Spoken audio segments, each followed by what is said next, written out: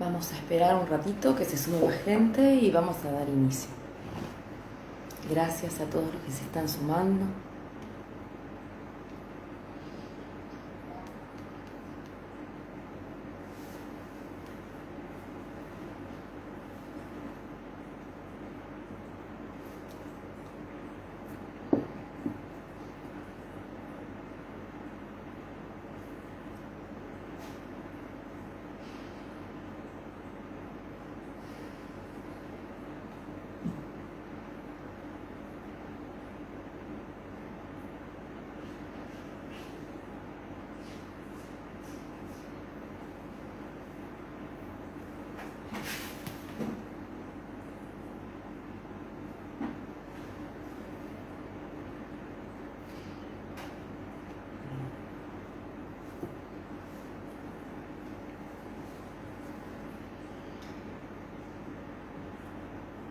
Gracias, Mancha Venenosa, por estar con nosotros.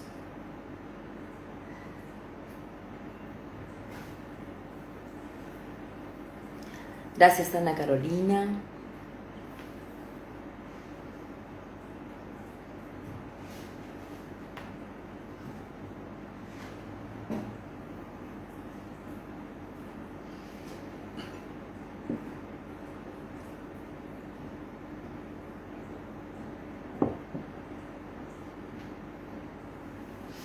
Bueno, bienvenidos a este ciclo que hemos dado a llamar Siempre a las 20, un centro cultural universitario abierto a cada ser de este planeta. Muy buenas tardes, casi noches, mis queridos coeyús. Este es nuestro último vivo correspondiente a este difícil año 2020, pero estamos felices dentro de todo. Hemos logrado terminar el ciclo y eso nos pone, digamos, nos pone contentos, nos hace sentir bien. El tema de hoy son las voces anónimas, pero no aclaré que eran voces femeninas. Para este vivo me interesó, me pareció muy interesante tomar la bibliografía de una autora que se llama Irene Vallejo, que es autora de este libro que se llama El infinito en un junco. Me encantó el título, además la metáfora. ¿Por qué? Porque está hablando del papiro. El papiro es el primer soporte, no es el primer soporte, pero es un soporte que le permite guardarse aquello que está escrito y perdurar en el tiempo y ser más práctico en el momento de poder guardar esto. ¿Y por qué? Desde que se inventó que se encontró que se podía escribir sobre el papiro y se le hizo el tratamiento a esto que se extrae del junco, no se ha dejado de escribir. Entonces me pareció una hermosísima metáfora. Gracias, Betania, Jorge, Nicolás, muchísimas gracias. Gracias, Jorge, por unirte, muchísimas gracias. Edwiner, bien. Y por eso dice, el subtítulo es La invención de los libros en el mundo antiguo. Pero justamente, lo que propone, se trata de un ensayo de 400 páginas, pero es un ensayo. ¿Y qué características tiene el ensayo?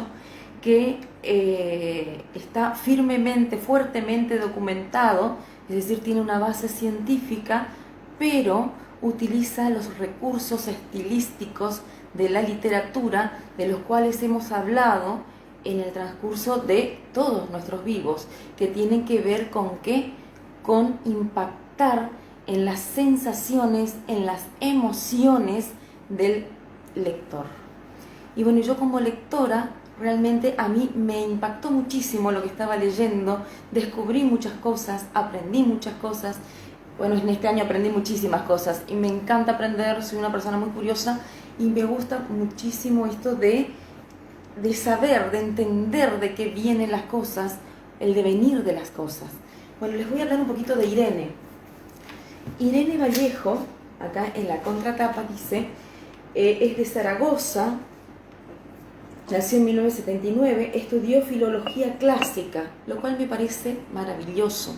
Y quiero manifestar mi opinión con respecto al recorte de los programas, de los profesores que se preparan para enseñar lengua y literatura. De ninguna manera las lenguas clásicas deben recortarse, digamos, el estudio de las lenguas clásicas debe recortarse. Todos los profesores de lengua deben saber de dónde procede una palabra, debe conocer la sintaxis griega y debe conocer la sintaxis latina.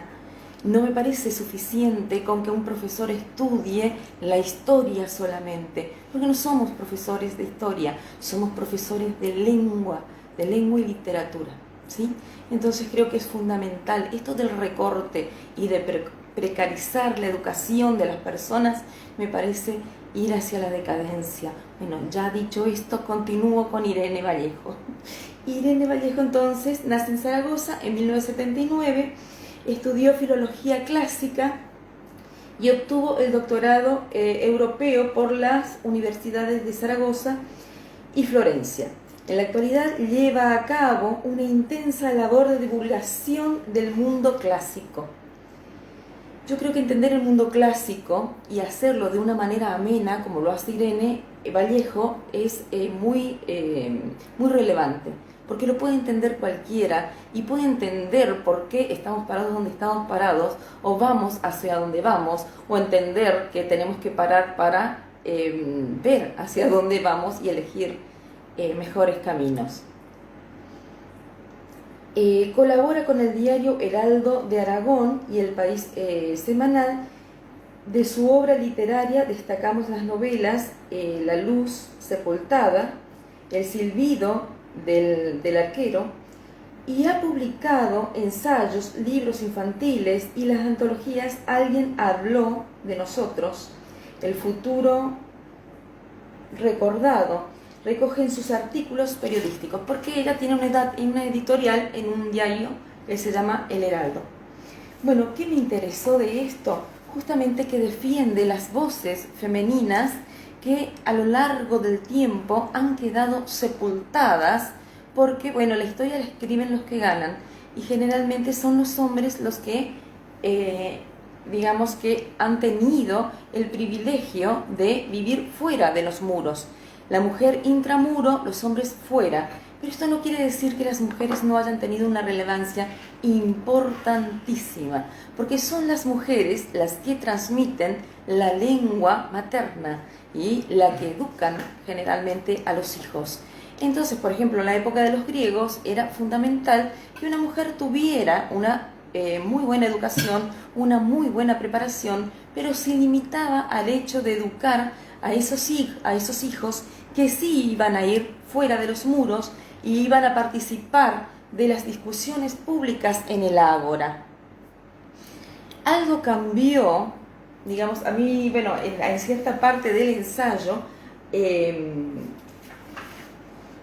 Irene Vallejo habla de que ella, así textualmente, quiero imaginar que hubo en Atenas una corriente de rebeldía femenina de la que ningún autor griego nos habla y que no figura en los libros de historia. Las primeras en sublevarse habían sido las hetairas. Las hetairas eran mujeres que ejercían la prostitución, pero que habían nacido fuera de Grecia, y entonces en todas esas,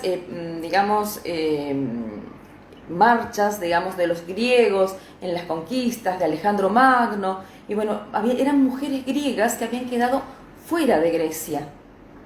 Por un lado, fue malo porque, bueno, lamentablemente tuvieron que ser hetairas, que eran mujeres de compañía, pero por otro lado tenían acceso a una educación, por ejemplo, música, idiomas, política, que no tenían las esposas griegas, a las cuales se les tenía vedado este conocimiento. Entonces, estas hetairas eran mujeres que acompañaban a los hombres de poder y por eso también tenían acceso a esos círculos. Y eran mujeres preparadas que también participaban de las discusiones. ¿Por qué les cuento todo esto? Porque fíjense lo que pensaban, por ejemplo, los hombres griegos, que tenemos acá una cita. Tenemos a las hetairas por placer, decía el hombre griego, a las concubinas para el cuidado de nuestros cuerpos, a las esposas para darnos hijos legítimos y para que sean guardianas fieles de nuestra casa. Bueno, cuando el hombre más poderoso del Ática, que fue Pericles, vulneró ese esquema de competencia, la ciudad hirvió en indignación. ¿Por qué? ¿Qué hizo Pericles? Bueno, les cuento un poquito quién era Pericles. Pericles vivió en el 495 a.C. hasta el 429 a.C. En griego, Pericles significa rodeado de gloria. Fue muy importante, influyente abogado, magistrado, general político y orador ateniense en los momentos de la Edad de Oro de la ciudad, en concreto entre las guerras médicas y las del Peloponeso. Pericles tuvo tanta influencia en la sociedad ateniense que Tucídides, un historiador coetáneo, lo denominó como el primer ciudadano de Atenas. Pericles convirtió a la Confederación de Delos en el imperio ateniense. Pericles fomentó las artes, la literatura. Por esta razón, en Atenas tiene la reputación de haber sido el centro educacional y cultural de la antigua Grecia. Pero ¿qué hizo Pericles que no les gustaba tanto a sus coetáneos? Ahora les cuento.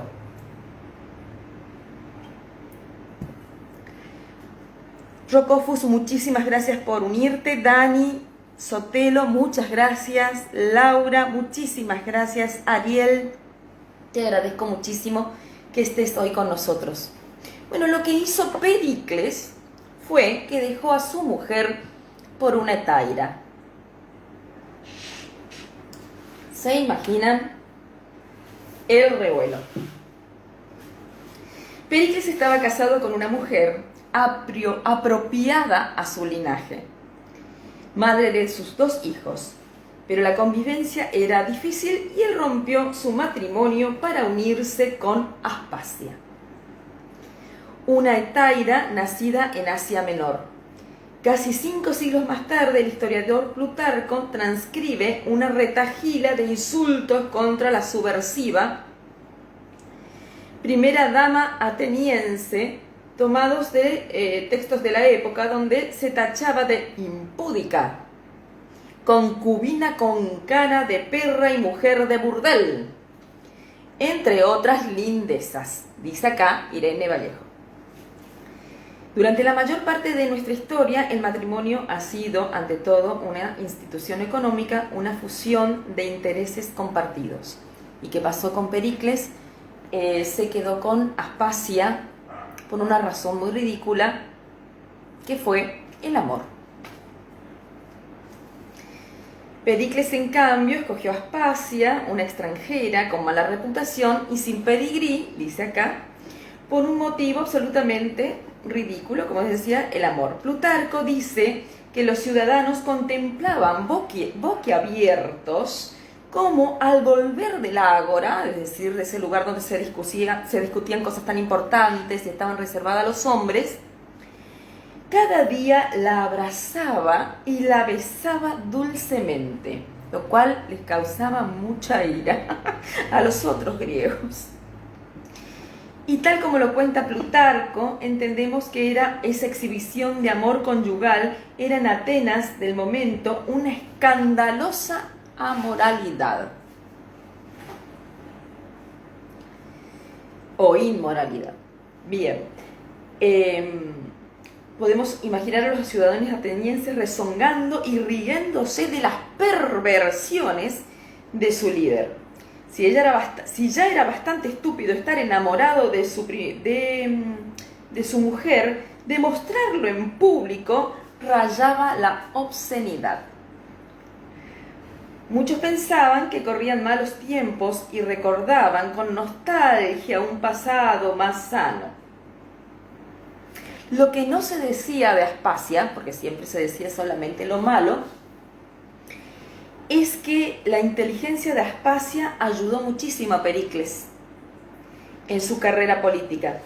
Sabemos poco de ella porque su figura ha llegado envuelta en incógnitas y maledicencia. Pero los textos dan a entender que era una auténtica oradora. Y en las sombras, Sócrates solía visitarla con sus discípulos y disfrutaba de su brillante conversación. Incluso llegó a llamarla maestra. Según Platón, que no quería mucho a las mujeres, pero escribió discursos para su marido, es decir, para Pericles. Entre ellos, el famoso discurso fúnebre donde defendía apasionadamente la democracia. Todavía hoy, los escritores de los discursos presidenciales, como el de Obama o el de Kennedy anteriormente, se han inspirado en las palabras que probablemente enhebrara Aspasia. Sin embargo, ella no aparece en la historia de la literatura. Sus escritos se perdieron o se atribuyeron a otros, lo cual no es algo nuevo. En esta época también surgen autores como Sófocles y Eurípides. Sófocles escribe la Antígona y Eurípides escribe Medea, que es un ser de terror, Medea.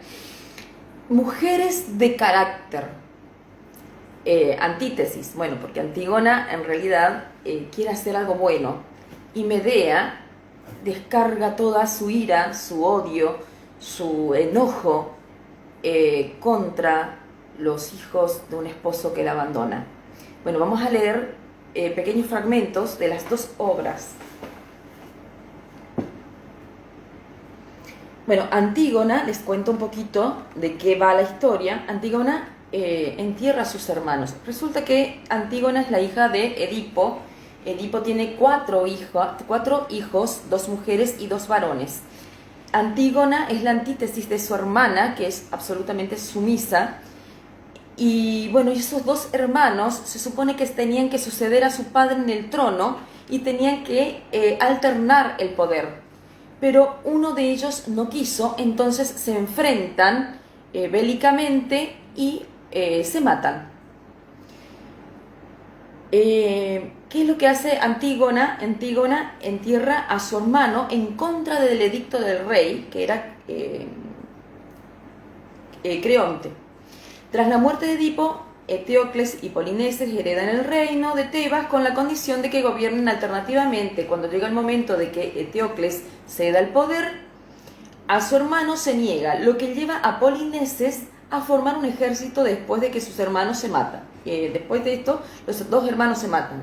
Su tío Creonte asume el poder y su primera decisión es honrar la memoria de Eteocles y dejar a Polineses sin enterrar, lo cual Antígona no lo puede soportar, porque al no enterrarlo, su alma va a penar por la eternidad, para que las aves de rapiña y las hienas lo devoren. Pero lo peor, lo que más le preocupa a Antígona es este hecho de que va a vagar sin, desprotegido por el resto de los tiempos. Muchas gracias, Sina, Méndez, Rosine, Sor Germán, muchísimas gracias por estar con nosotros y compartir este último vivo del año. Antígona, como les dije, no pudo soportarlo, y aunque la sociedad la juzgue negativamente porque una mujer no puede tomar decisiones, ella piensa que su hermano merece descansar con dignidad y ella hará cualquier cosa para honrarlo. Con un simple gesto, rociar tierra sobre su cuerpo. Y ese simple gesto de desobediencia a ella le cuesta la vida. Después tenemos a Medea, que es más intensa. Jasón es un héroe que recupera el vellocino de oro, es decir, su tío, para sacárselo de encima, lo manda a una empresa que se supone que él no va a poder, con la que no va a poder, es decir, traer el vellocino de oro, pero Jasón lo hace. Y en esas tierras extrañas se casa con Medea. Con ella tiene 2 hijos. Pero cuando vuelve, digamos que desdeña a la esposa extranjera, que es Medea, y se tiene el propósito de casarse con Glauce, que es la esposa de Creonte. La hija de Creonte. Ante el espanto de Medea, que ve su lecho deshonrado, Creonte, que había planeado el matrimonio ante el temor de que Medea, sabia y hábil, se vengara, ordena su destierro inmediatamente. Pero Medea se hace la sumisa, digamos, y pide un día más de clemencia. Ese día Medea le alcanza para la venganza.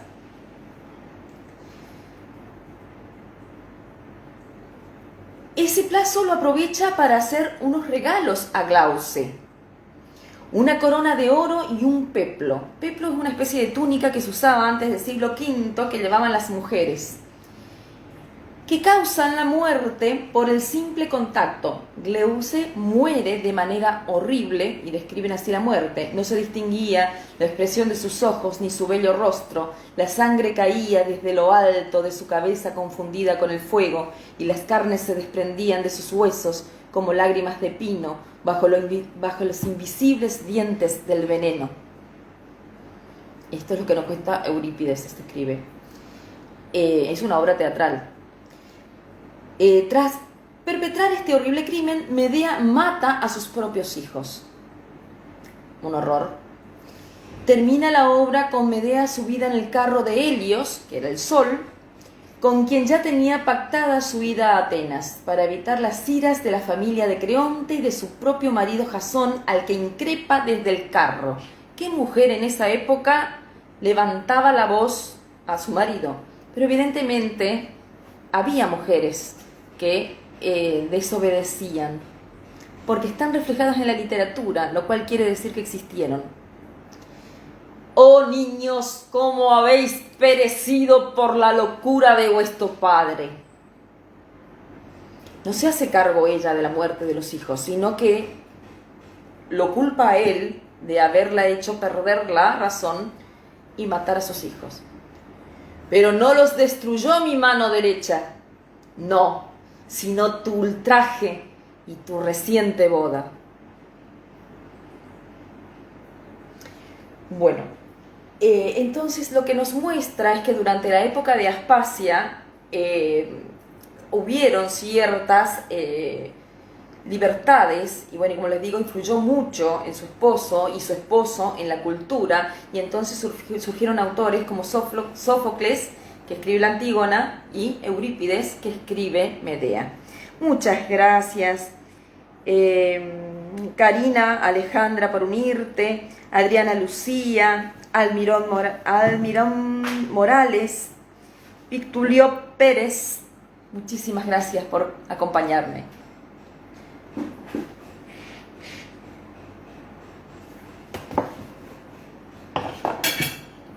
Estas historias no tienen, no es que continúan en el pasado, sino que esto de las voces de las mujeres silenciadas se ven a lo largo de toda la historia, y podemos retomarlas en el siglo XIX, donde, por ejemplo, una Mary Shelley, que escribe El Gran Frankenstein, se creía que lo había escrito su esposo, que era poeta, Percy Shelley.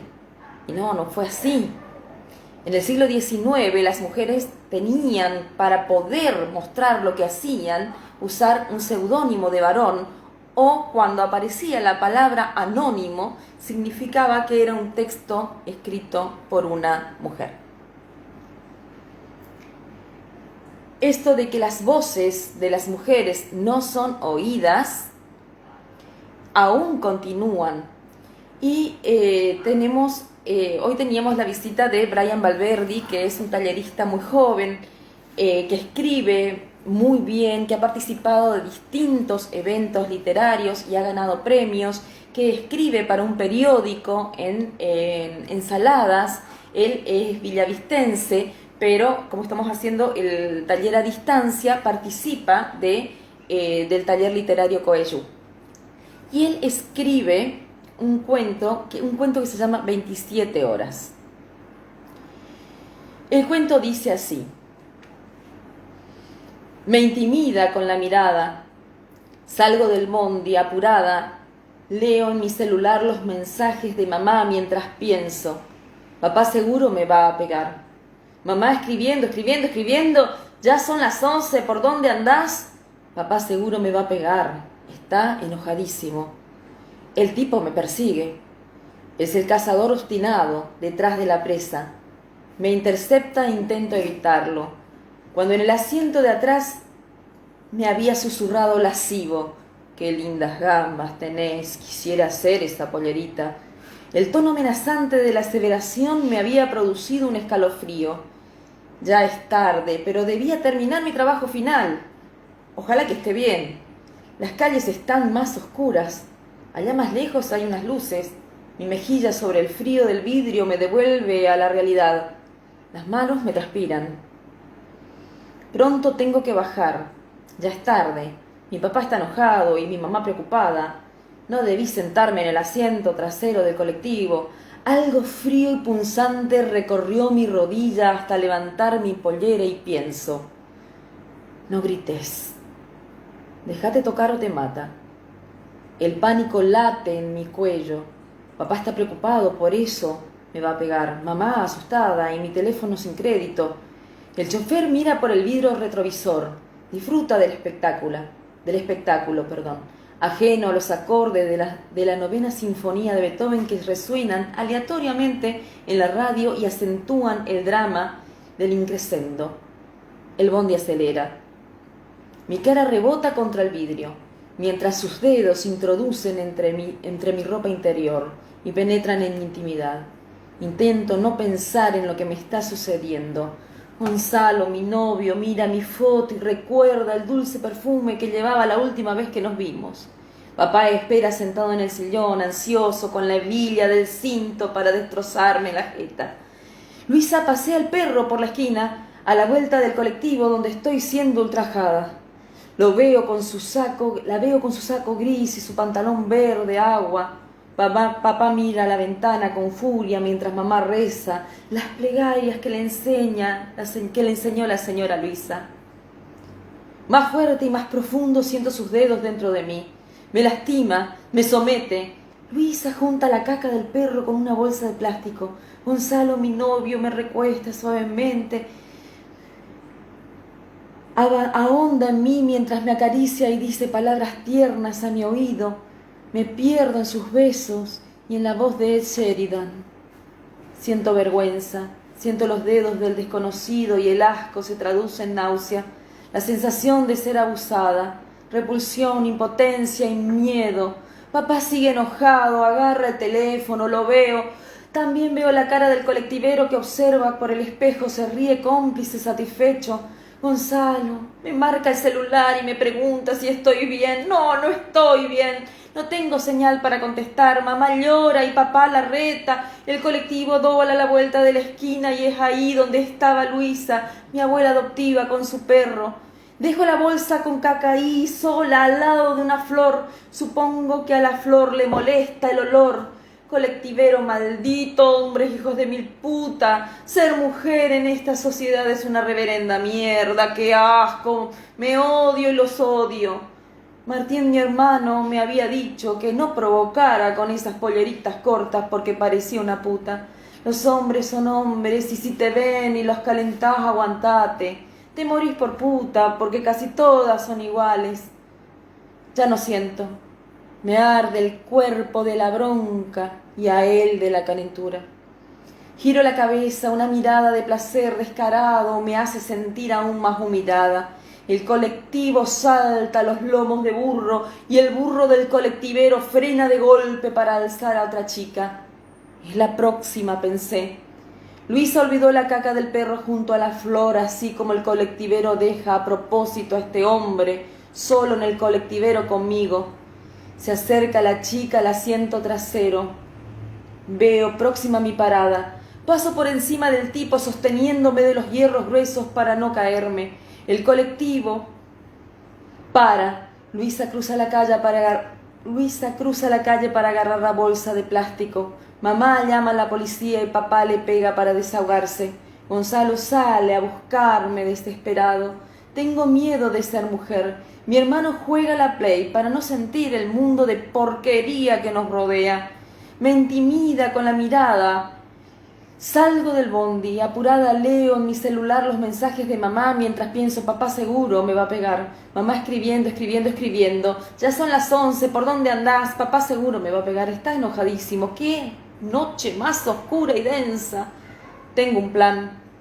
Quiero que él me siga. Le dedico una mirada. Toco en el interior de mi bolso la trincheta de mi compañera.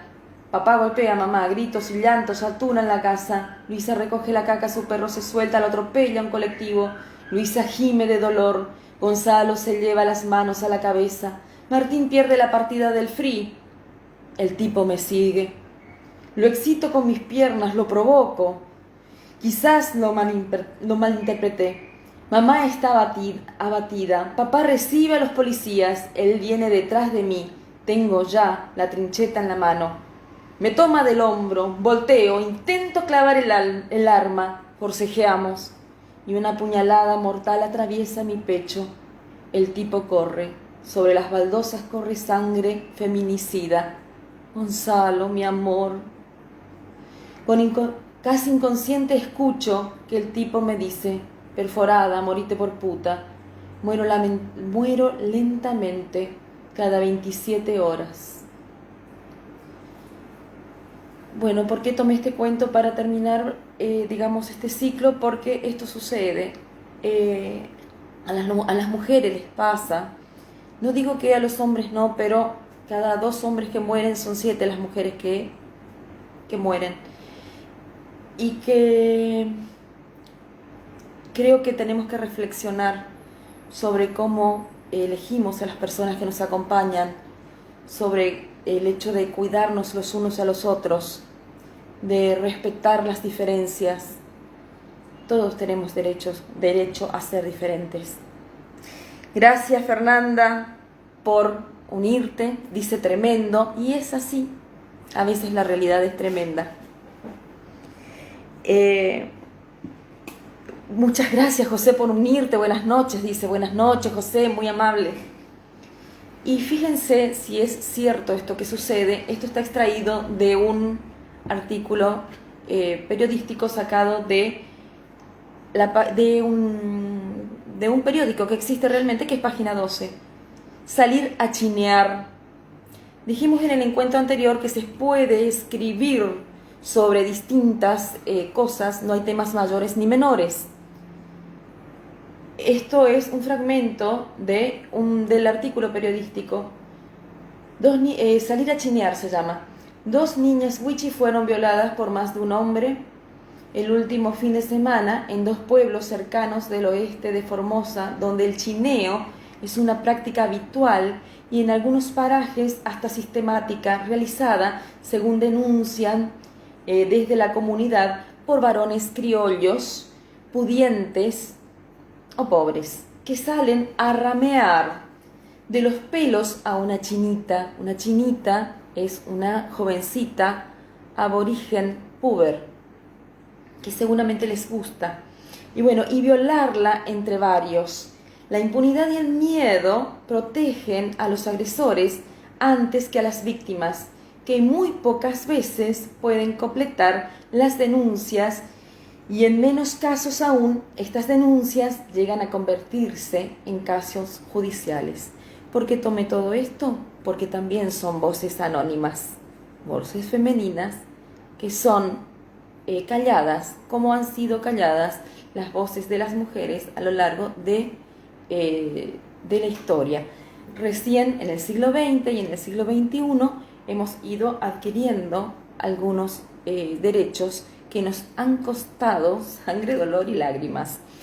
¿Qué quiero decir con esto? Que también se ve en la literatura, y si volvemos otra vez lo vemos en obras como las de García Lorca, que yo amo a García Lorca y hablo mucho de él. Por ejemplo, su trilogía rural. Ahí tenemos Bodas de Sangre, La casa de Bernarda Alba y Yerma. Rápidamente el conflicto. Bodas de Sangre, una mujer que se tiene que casar con un hombre por un matrimonio arreglado, porque de esa manera se suman las tierras, pero está enamorada de un primo. ¿Cuál es el tema? La honra. Una sociedad que somete a dos hombres y a mujeres a defender la honra. Ella dice, bueno, pero si yo no estuve con ninguno de los dos, no yací con ninguno de los dos, porque no estuvo con el novio ni estuvo con el supuesto amante. Pero ¿qué sucede? Los dos hombres se matan y tienen que lavar el honor con sangre.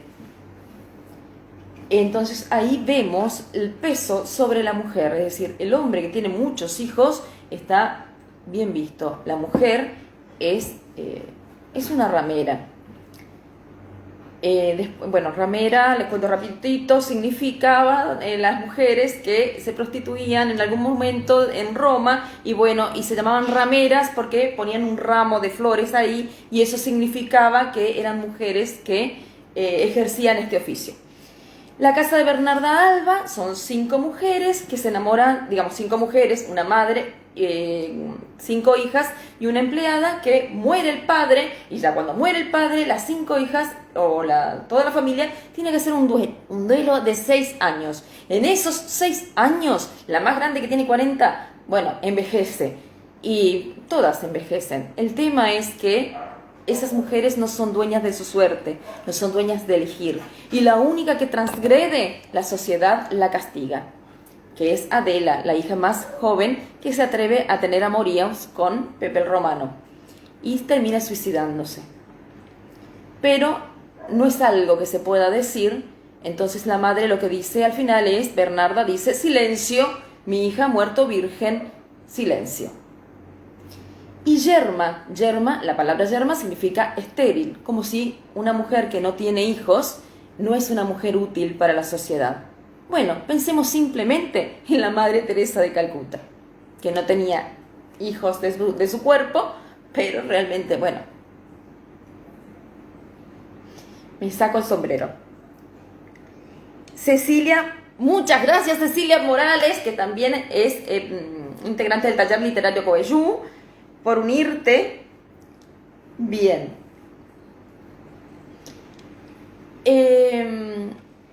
¿Qué quería decir? Además, que aunque la huella de la mujer en la literatura por ahí no está con nombre y apellido, tenemos que entender que la mujer está detrás de la palabra y detrás de la literatura. Si ustedes observan la literatura, van a encontrar palabras muy relacionadas con el tema de la labor textil.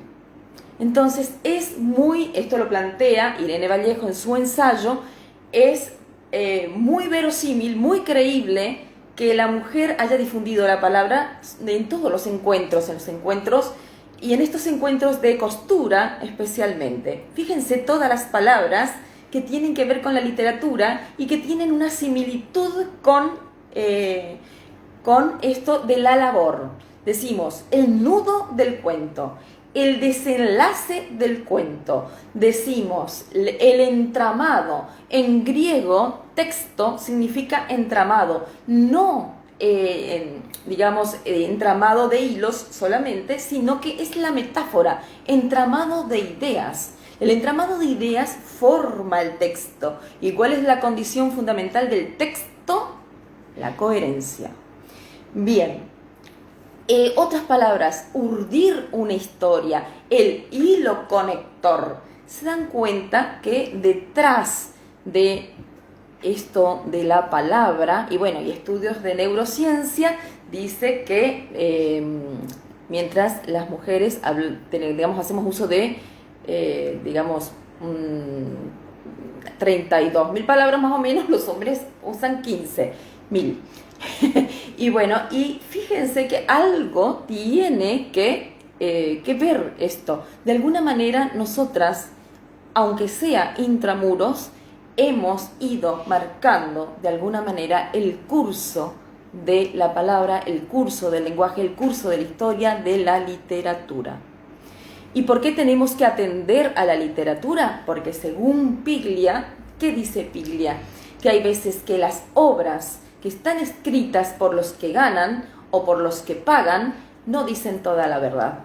Entonces, por ahí en la literatura, que funciona como una especie de esponja, se introducen verdades que, que nos dicen cosas que realmente sucedieron y que si nosotros sabemos leer entre líneas, vamos a descubrir y disfrutar.